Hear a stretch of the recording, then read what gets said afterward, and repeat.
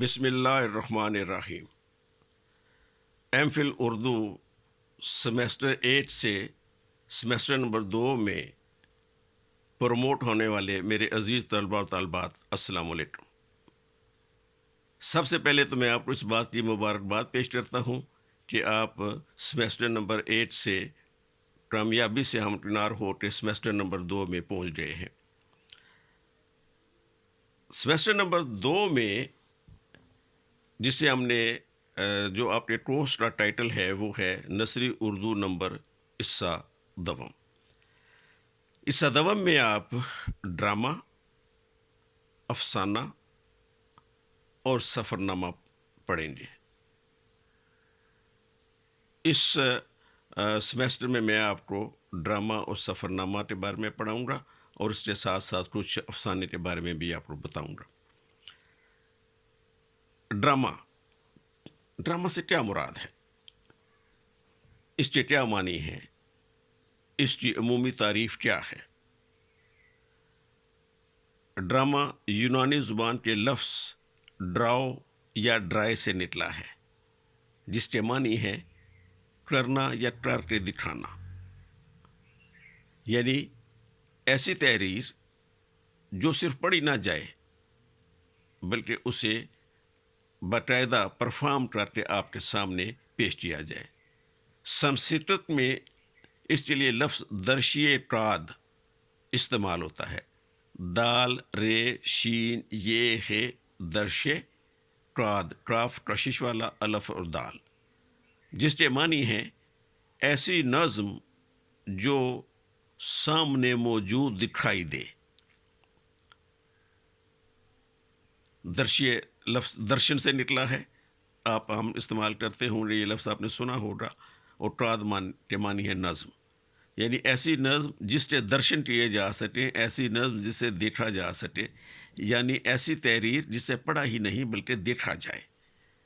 اس لیے ایک لفظ روپٹ بھی استعمال کیا جاتا ہے، جیسے مرزا غالب کا ایک مشہور شعر ہے کہ اسد اٹھنا قیامت قامتوں کا وقت آرائش، لباس نظم میں بالیدائے مضمون عالی ہے، یعنی جو قیامت یعنی دراز قد کی لڑکی جب میک اپ کرتے ہوئے اٹھتی ہے تو یوں لگتا ہے جیسے کوئی بہت خوبصورت نظم ملبوس ہو کر ہمارے سامنے آ رہی ہے۔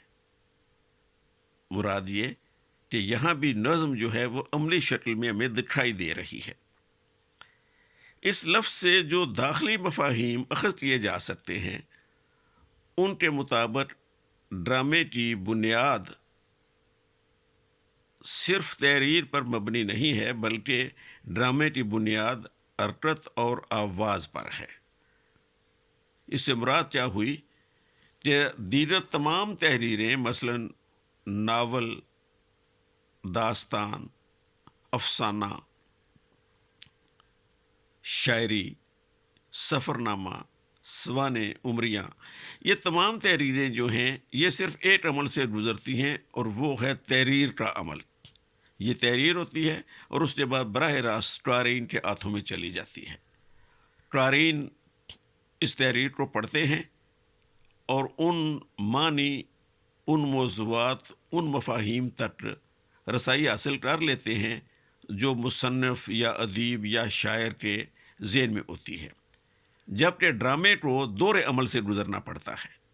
ایک عمل اس کی تحریر کا، دوسرا عمل اس کی پیشکش کا، یعنی ڈرامہ وہ نثری یا منظوم تحریر ہے جو اس وقت تک اپنے ابلاغ کو مکمل نہیں کر پاتی جس کے مفاہیم، جس کے معنی، جس کے مقاصد اس وقت تک اپنے ناظرین اور اپنے حاضرین تک نہیں پہنچ پاتے جب تک یہ دور عمل سے نہیں گزرتا۔ نمبر 1 تحریر، نمبر 2 اس کی عملی پیشکش۔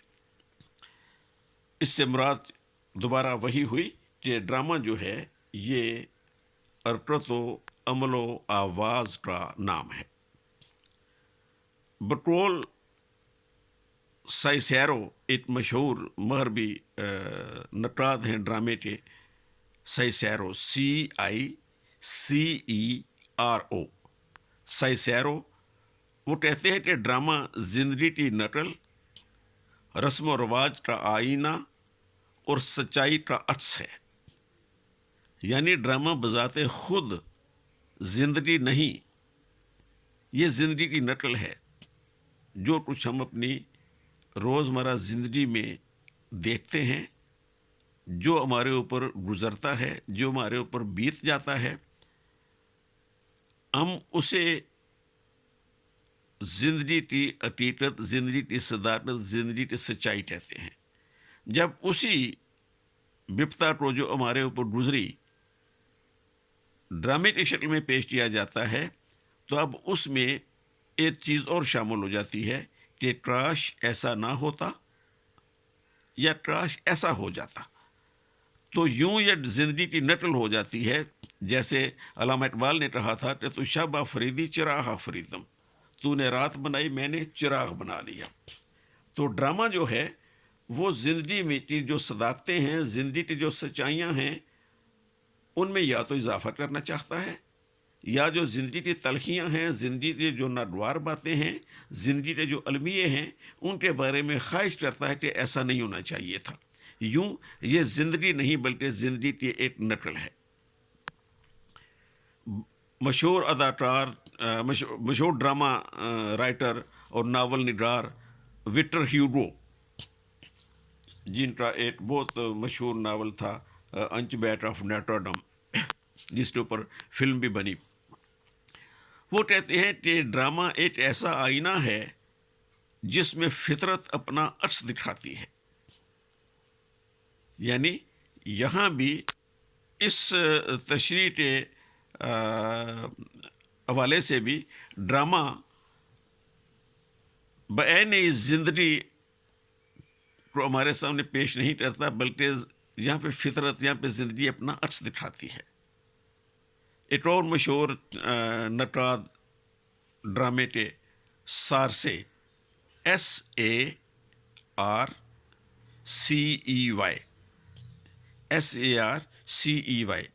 سارسے کے الفاظ ڈرامے کے حوالے سے یہ ہیں کہ ڈرامائی فن ایسے عناصر کا مجموعہ ہے جس کی مدد سے تھیٹر میں زندگی کو پیش کرتے ہیں اور تماشائیوں کے 1200 کے اجتماع کو حقیقت کا دھندلا سا تصور پیش کرتے ہیں. یعنی جن کی مدد سے تھیٹر میں زندگی کو پیش کرتے ہیں، نمبر 1. نمبر 2، تماشائیوں کے 1200 کے اجتماع کو حقیقت کا دھندلا سا عکس پیش کرتے ہیں.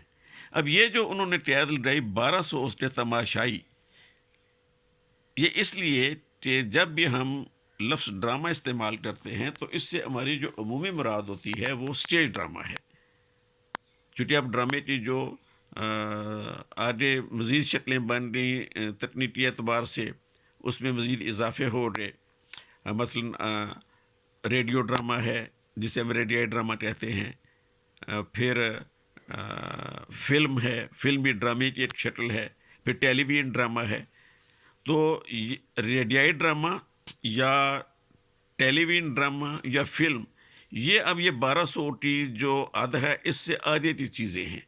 1200 کی عد انہوں نے اس لیے مقرر کی کہ جب اسٹیج ڈرامہ پیش کیا جاتا تھا اور اس اسٹیج ڈرامہ میں آواز کو پیچھے بیٹھے ہوئے حاضرین تک پہنچانے کا کچھ انتظام نہیں تھا، اس وقت یہ مائک اور اسپیکر کا نظام جو ہے وہ نہیں تھا.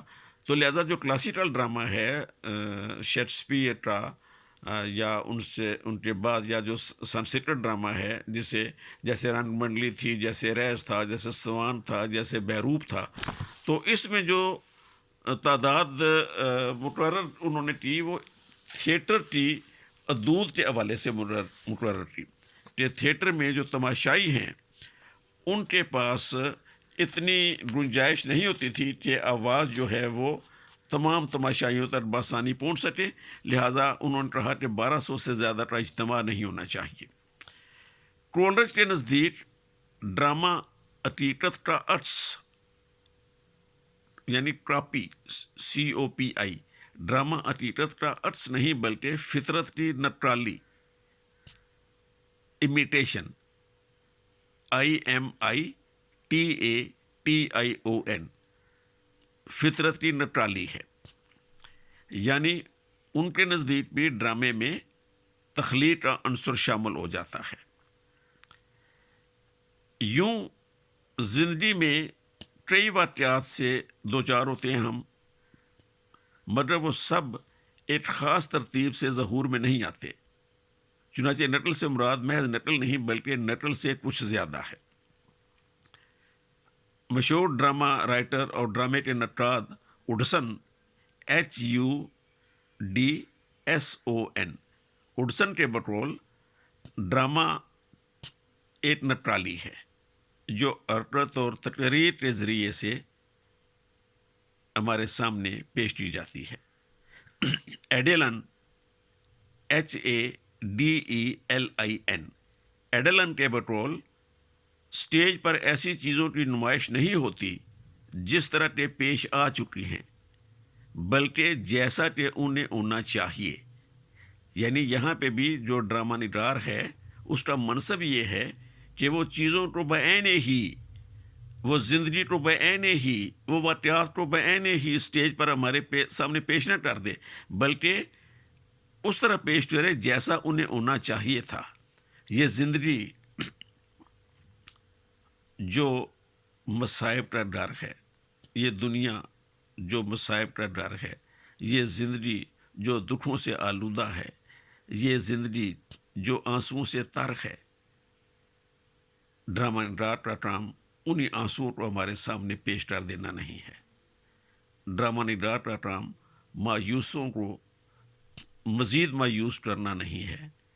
ڈرامہ نگار کا کام اداسی کو مزید اداس کر دینا نہیں ہے، بلکہ اس کا کام یہ ہے کہ وہ ہماری زندگیوں میں ٹریجڈیز کو، المیے کو، ڈپریشن کو، نا امیدی کو، یاسیت کو، قنوطیت کو کم کرنے کی کوشش کرے۔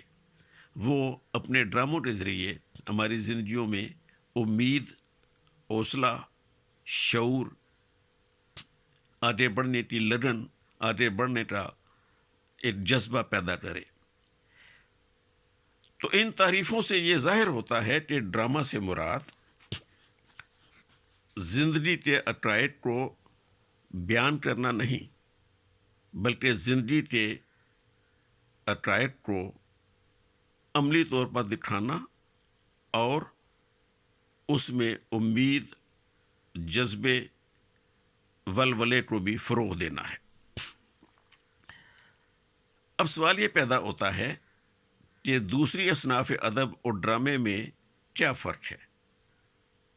بنیادی طور پہ تو یہی فرق ہے کہ ڈرامہ محض لفظوں کا کھیل نہیں اور نہ صرف پڑھنے کا یا سننے کی چیز ہے، بلکہ ڈرامہ دیکھنے کی چیز ہے۔ اس سے یہ بات لازم ٹھہرتی ہے کہ ڈرامہ اس وقت تک مکمل نہیں ہوتا جب تک ڈرامہ نگار کو اداکار میسر نہ آئیں اور ان کے ساتھ ساتھ تماشائی بھی میسر نہ آئیں۔ یعنی ڈرامہ اتنی دیر تک تکمیل آشنا نہیں ہو سکتا، ڈرامہ اتنی دیر تک مکمل نہیں ہو سکتا جب تک اس میں 3 عناصر یا 3 عوامل شامل نہ ہوں۔ نمبر 1 ڈرامہ نگار، نمبر 2 اداکار، نمبر 3 تماشائی۔ یہ تینوں اکٹھے ہوں گے تو ڈرامہ معرض وجود میں یا معرض تخلیق میں آئے گا، ورنہ اگر تماشائی موجود نہیں تو جنگل میں مور ناچا کس نے دیکھا؟ اداکاروں کی اداکاری کس کام کی اگر دیکھنے والا کوئی نہیں؟ تو اب ظاہر ہے کہ جب ڈرامے میں تماشائی موجود ہوں گے تو ان کا اس ڈرامے کے موضوع کے حوالے سے، اس ڈرامے کی کہانی کے حوالے سے، اس ڈرامے میں اداکاری کے معیار کے حوالے سے ایک فوری رد عمل بھی سامنے آئے گا۔ یہ وہ نقطہ ہے جہاں سے ڈرامے کے ابلاغ کا عمل شروع ہوتا ہے۔ یہاں سے یہ سوال پیدا ہوتا ہے کہ یہ ڈرامہ کس کے لیے ہے؟ عامت الناس کے لیے، یا خواص کے لیے، یا سب کے لیے؟ کیونکہ ڈرامے کا جو فوری مسئلہ ہے وہ ہے اس کا ابلاغ، اس کی کمیونیکیشن، ڈرامہ نگار کے مقاصد کا حاضرین تک منتقل ہونے کا عمل۔ اگر اس عمل میں ذرا سا بھی تعطل پیدا ہوتا ہے تو ایسا ڈرامہ شاید ایک اچھا ڈرامہ نہ ہو۔ آج کے اس لیکچر میں نے آپ کے سامنے 3-4 باتیں رکھی۔ نمبر 1، کہ ڈرامہ سے کیا مراد ہے۔ نمبر 2، ڈرامہ کی بڑے نقادوں نے اس کی تعریفیں کیسے کی ہیں، اس کی تفہیم ہمارے سامنے کیسے آتی ہے۔ نمبر 3، ڈرامہ دیگر اصناف ادب سے کس طرح مختلف ہے۔ نمبر 4، ڈرامے کی تفہیم، ڈرامے کا ابلاغ، اس کی کیا اہمیت ہے۔ یہ جو درمیان کا عرصہ ہے، جس عرصے میں ابھی آپ یونیورسٹی میں تشریف نہیں لا سکتے، آپ نے ان چاروں سوالوں کے جواب ڈھونڈنے ہیں۔ ای بکس کے ذریعے، جو دستیاب کتب ہیں آپ کے پاس ان کے ذریعے، گوگل کے ذریعے، اپنے گرد و نواح میں بسنے والے پڑھے لکھے لوگوں کی مدد کے ذریعے، اور اپنے ذاتی مطالعے کے ذریعے۔ آپ ان چاروں سوالوں کے جواب تحریر کیجئے، وہ مجھے واٹس ایپ کر دیجئے، یا اگر ممکن ہو تو بائی پوسٹ بھیج دیجئے، یا جب یونیورسٹی کھولے گی تو آپ مجھے ان چاروں سوالوں کے جواب، جس میں صرف میرا لیکچر ہی شامل نہیں ہے بلکہ آپ کی اپنی ذاتی تحقیق بھی شامل ہونی چاہیے، یہ تحریر ایک مضمون کی شکل میں آپ مجھے دے دیجئے، اور تاکہ میں اسے آپ کی جو ٹرم اسائنمنٹ ہے اس میں ان کے نمبر بھی شامل کر سکوں۔ کورونا وائرس کے حوالے سے اپنا بہت دھیان رکھیے، اپنے عزیز و اقارب کا بہت دھیان رکھیے، اپنے لوائقین کا اور اپنے گرد و پیش میں بسنے والے تمام لوگوں کا بہت دھیان رکھیے، اور ان تمام حفاظتی اقدامات کو اختیار کیجیے جو حکومت پنجاب اور محکمہ صحت کی جانب سے جاری کی گئی ہے۔ اللہ آپ سب کا حامی و ناصر ہو۔ السلام علیکم۔